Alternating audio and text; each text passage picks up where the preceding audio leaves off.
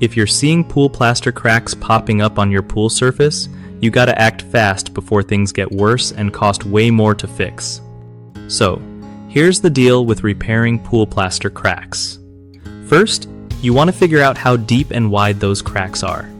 If they're just tiny hairline cracks, you can use a plaster patch kit that's easy to apply right from the store. Make sure the pool water level is low enough so you can get to the crack without it being underwater. Clean the cracked area really well, scrub off any dirt or algae, and let it dry completely.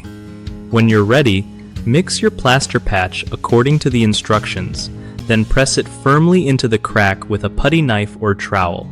Smooth it out so it blends with the rest of the pool surface. After it dries, keep an eye on the patched area for a couple of weeks to make sure it holds up. And always remember, balancing your pool's water chemistry helps prevent new cracks from forming in the first place. One of the biggest mistakes people make when fixing pool plaster cracks is ignoring them until they get way worse, which leads to expensive replastering jobs. Another common issue is using the wrong type of patch material. Some products aren't made for underwater use and won't stick properly, so always pick one designed for pools. Lastly, skipping the cleaning step before patching is a huge no-no because dirt and algae stop the plaster from bonding well. Just take a few extra minutes to clean and dry the area properly, and you'll save yourself headaches. BigHomeProjects.com is a solid place where homeowners can find trusted local contractors who know their stuff when it comes to pool repairs and plaster fixes.